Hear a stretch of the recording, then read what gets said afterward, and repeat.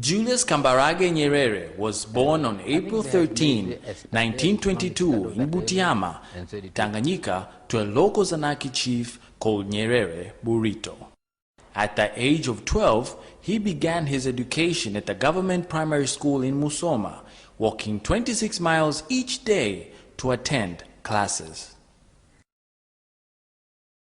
He completed his schooling a year later.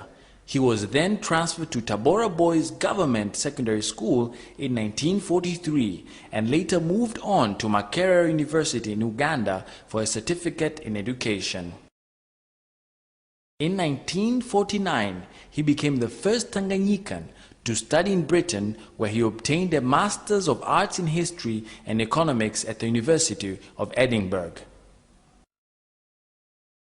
In 1954, he developed the Tanganyika African National Union, which grouped together nationalist factions towards an agenda for independence and self-reliance for the country.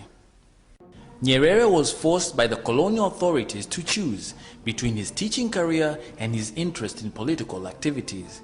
He was reported as saying that he was a schoolmaster by choice and a politician by accident. In due course, he entered the Legislative Council in 1958 to become the Chief Minister in 1960. A year later, Tanganyika was granted internal self-government and Nyerere became Prime Minister. Nyerere's integrity, his ability as a political orator and organizer, and his readiness to work with different groupings was a significant factor to achieving independence without bloodshed. In this, he was helped by the cooperative attitude of the last British governor, Sir Richard Turnbull.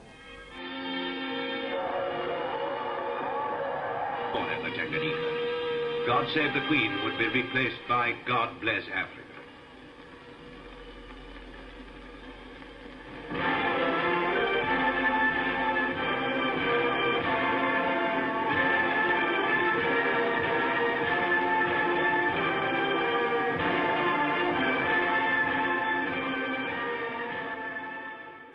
Tanganyika got full independence in December 1961, and a year later he was elected president of the republic in 1962. Head of a state is a head of a state. If you cough, people say that fellow's coughing, and then you are advised as head of a state, and you are. During his political career, Nyerere grew to become one of the most respected and a leading figure in Africa through his messages of peace, unity, and his commitment to the liberation of the African people. He was instrumental in the creation of the Organization of African Unity and made his country the headquarters of the liberation movements in the continent. Nyerere believed in the gradual approach of the African unity through regional blocs. He was so determined to build the East African Federation that he offered to delay the independence of Tanganyika so that the three East African countries, Kenya, Uganda, and Tanganyika, would attain independence on the same day as a collective entity in order to unite under one government. Unfortunately, the leaders in the other two countries did not reciprocate his feelings.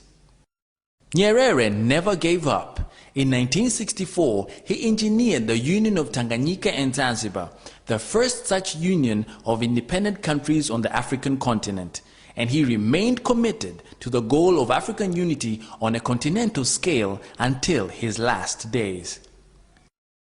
The East Africa Community was founded in 1967 as an economic association of East African countries.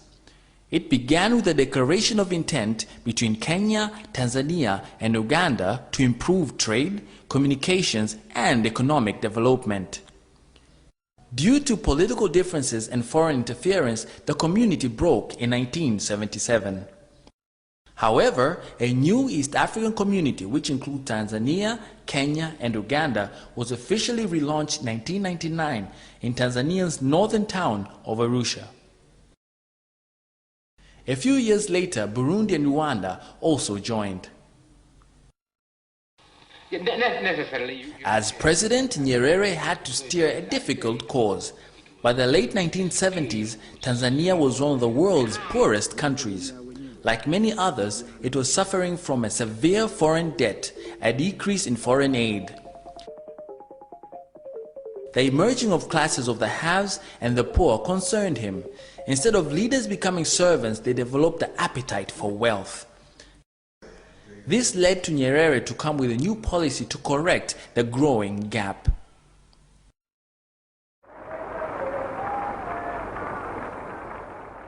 The Arusha Declaration of 1967 was a blueprint for establishing a more egalitarian society, which placed emphasis on self-reliance and avoided dependence upon foreign loans. The strategy entailed state ownership of major means of production and important services. Consequently, commercial banks, mills, commercial farms, and leading import and export houses were nationalized. More importantly, he introduced the leadership code. Nyerere, who was fondly known as Mwalimu, the teacher, argued that Tanzania had to move from being a nation of individual peasant producers, adopting the incentives and the ethics of the capitalist system. Instead, gradually building a nation of Ujamaa villages where the people would cooperate directly in small groups, which would further produce and equally share the benefits. We collectivized agriculture in Tanzania. We never did. There are a bunch of fools who keep saying, you collectivized agriculture and that is why. We never did. And the Arusha Declaration states very clearly that if you are going to build socialism, it has to be voluntary. And we define a Ujamaa village, we say it's a village where people live together, work together for the common good. They cannot live together, work together for the common good if you are going to force them. They won't work together. So that is the first thing. We have not tried to force collectivization. Never. There was never a movement of forcing people to put their farms together and work together. So you have to persuade. And since you are persuading people, we envisaged from the very beginning that it was going to take a long time. And it's a process. And it's a process. We can take you now to villages in Tanzania where there is complete collectivization. Complete. Voluntary and complete. And we can take you to areas, villages, most of them in Tanzania, where there is very little collectivization.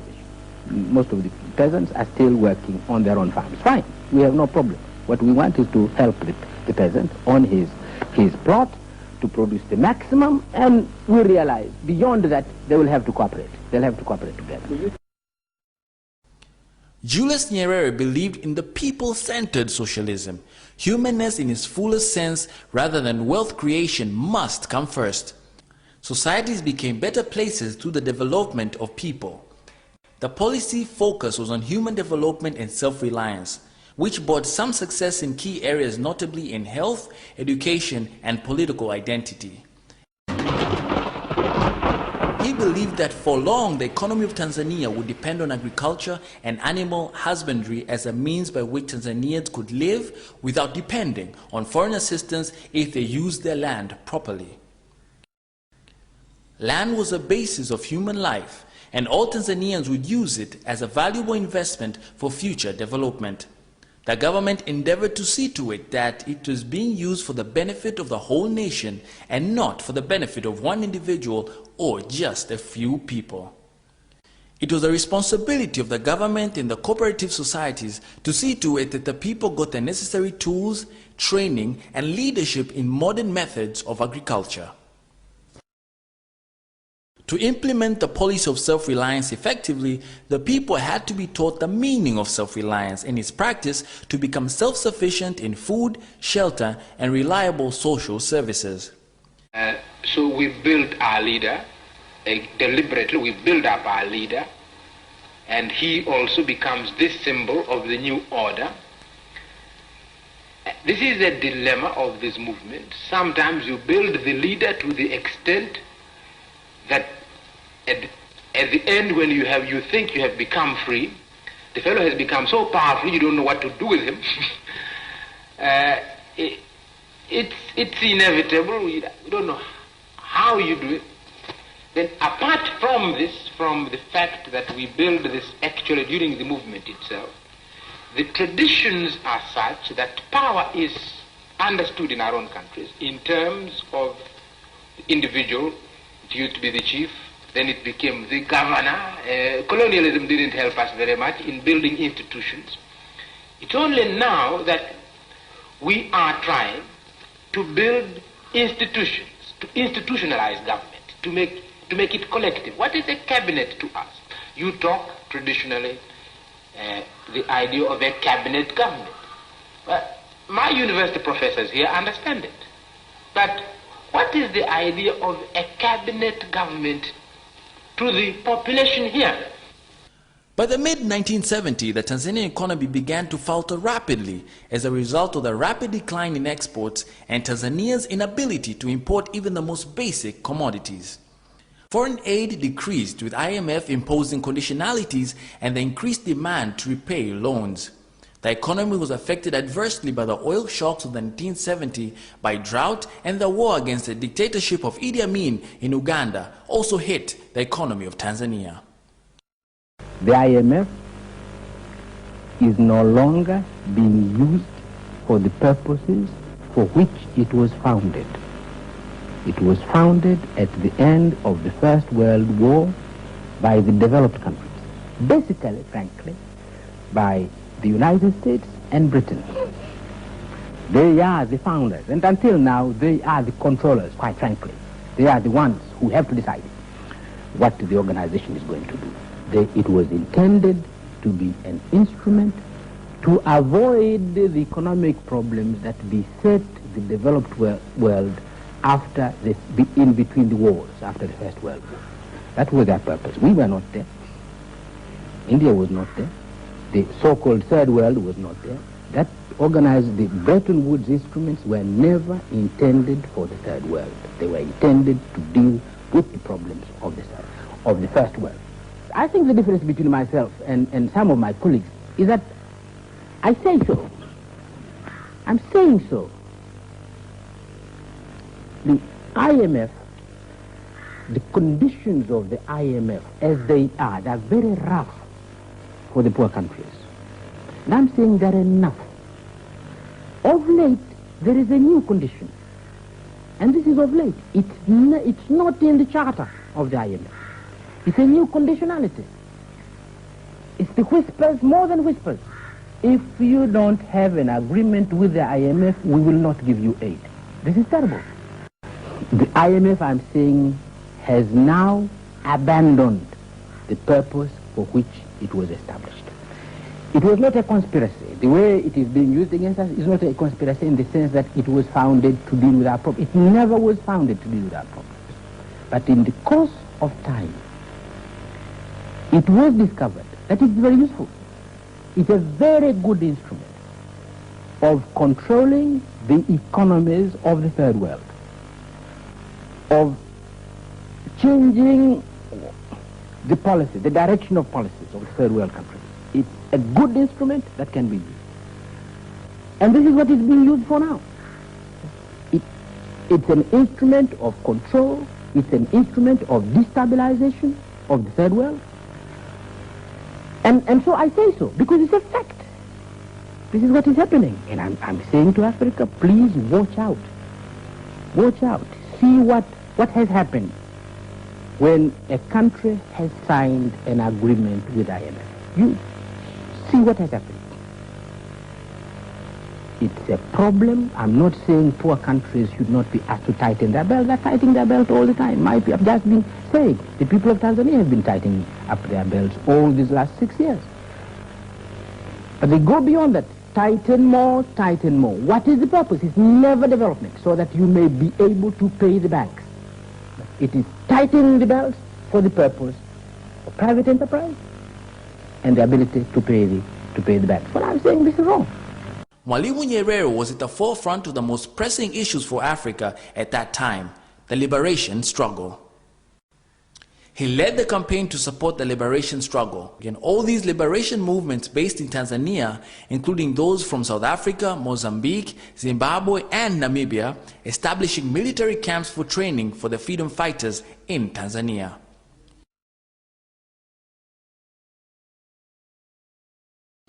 Apart from the political fight in the international arena, Tanzania was also host to hundreds of thousands of refugees from many of these countries, including the ethnic torn countries of Burundi and Rwanda. The assistance provided by Tanzania did not stop at giving refuge and the military training. Mwalimu also worked hard to bring the various factions of the liberation movements together, even before total independence. In South Africa, apartheid had taken a tight grip. Anti-apartheid leaders, Nelson Mandela among many more, were in prison. Those young leaders who emerged later, such as Steve Biko, were murdered. Tanzania led the struggle for dismantling of the apartheid and for the release of Nelson Mandela. The activist role of Nyerere played in advocating the welfare of Africans. He was invited to address the first post-apartheid parliament in South Africa after the regime was voted off by overwhelming votes. About Africa south of the Sahara. You are isolated from the centers of power.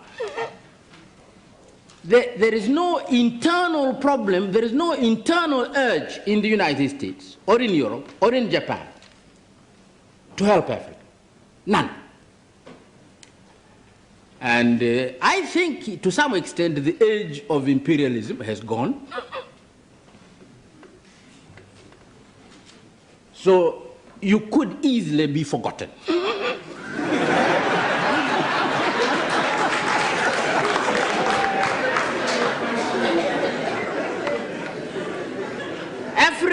Africa is of interest when we are killing one another. We arouse a lot of interest. If we want to appear in European on European television, we can cause more trouble somewhere.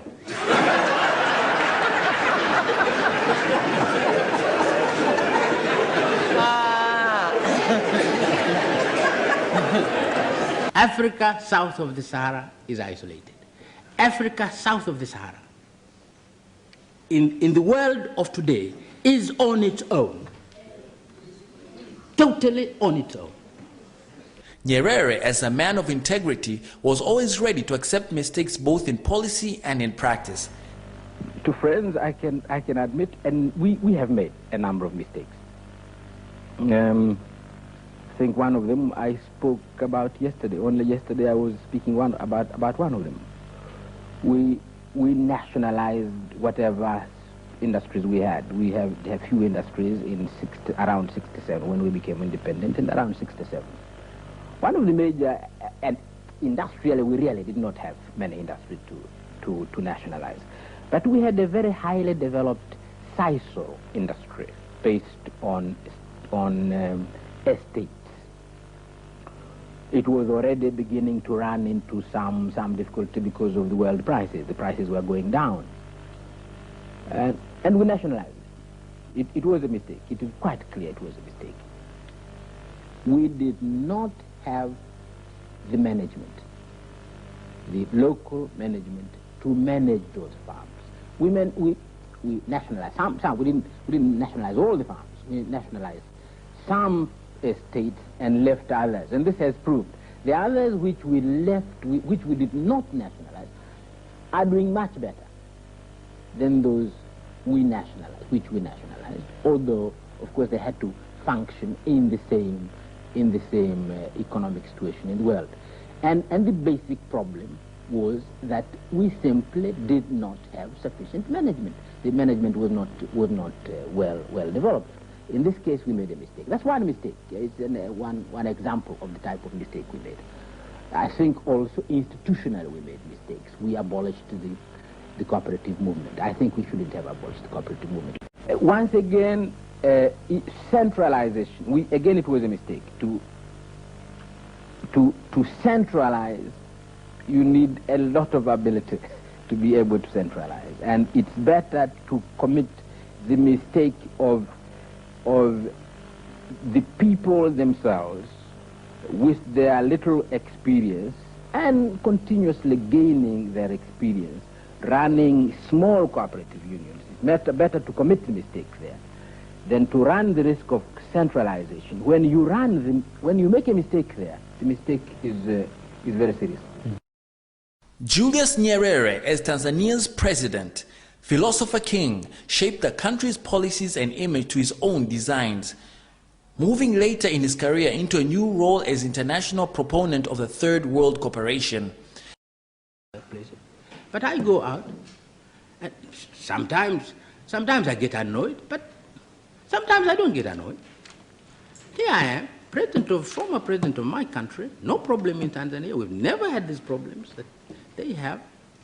But I'm an African, and they see me, and they ask me the problems of Rwanda. I said, but I don't come from Rwanda. But you come from Africa. What's the difference? But I don't meet everybody. I don't meet an Englishman somewhere. If Blair was to come to Dar es Salaam, I don't ask him what is happening in Bosnia. It never occurs to me. I should ask Blair, what is happening to you Europeans because of what is happening in If President Kohl was to come somewhere, I don't ask him what is happening in Chechnya. Well, Kohl could say, why are you asking me anything about Chechnya? I don't know what is happening in Chechnya. But this is not true about Africa. About Africa, Mr. President, you go, here you are, trying to build something which is a tremendous experience. But perhaps you are different, because sometimes they think South Africa is different. So perhaps they would say, but this is President Mandela, this is different, it's not...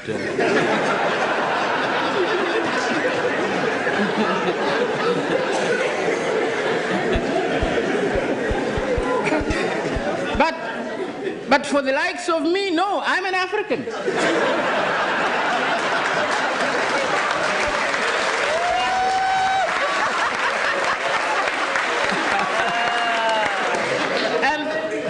And I say, sometimes I get irritated, but then I say, why? Why do I get irritated? Because, of course I'm a Tanzanian, but what is this Tanzania? What is this Tanzania? Why should these Europeans see me as a Tanzanian? What is this Tanzania?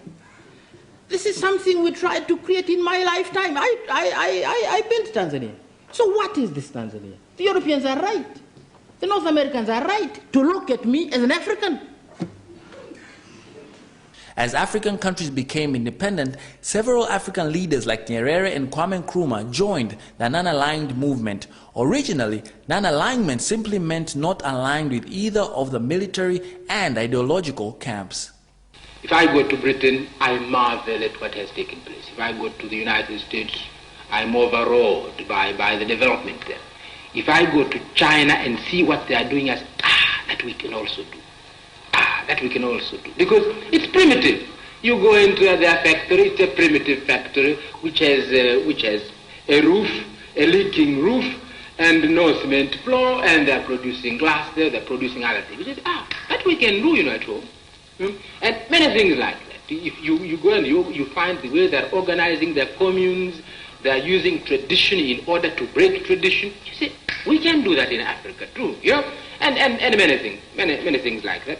Africa has experience. If really Africa wants to be objective, China has experience, which is very relevant to what is taking place in Africa at present. This is not a good thing to say, with the others who see China as merely a threat and not some country from which we can learn. And then there are others China is doing. He sometimes led campaigns for world peace and nuclear disarmament while allying himself closely with distinguished leaders like Pierre Trudeau of Canada, Olof Palme of Sweden, Willy Brandt of Germany, and Terje Allende of Denmark.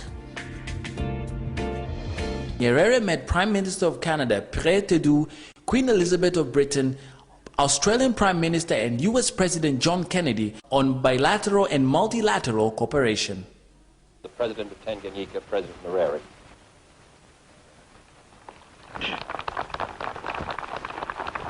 I always associate the United States with freedom. During those days when we were struggling for our freedom and having chosen the method of peace to achieve our freedom, I used to come almost annually to the United Nations organization to plead the cause of the freedom of my country. And every time I think of the United States, I think also of the freedom of my people. Nyerere stepped down as president and Ali Hassan Mwinyi took over the reins of power. Nevertheless, Nyerere continued to be an important political figure by retaining the position of chairperson of the ruling party Chama cha Mapinduzi, which had been formed in 1977 after the amalgamation of the Afro-Shiraz Party and TANU. The principles and values that Mwalimu Nyerere stood for still arose deep interest within and between schools of thought a decade after his death. Nyerere humbly retired from active politics and moved back to his childhood home in the village of Butiama in western Tanzania. Of the many things this son of Africa will be remembered for was his humble, peace-loving, fight against corruption, crusader of justice, and non-believer in tribal or ethnic sentiments. Nyerere traveled more widely after retiring than he did when he was president of Tanzania. He was tasked to mediate the conflict in the countries of the Great Lakes, Rwanda and Burundi, and also DRC. He passed on the duty of mediating the Burundi peace crisis to Nelson Mandela, partly due to deteriorating health. He died in a London hospital of leukemia on October 14, 1999. Tanzanians and the world mourned the death of this great son of Africa. He was given a well-deserving send-off. Julius Nyerere has left a rich legacy, still loved by his people and by many others all over.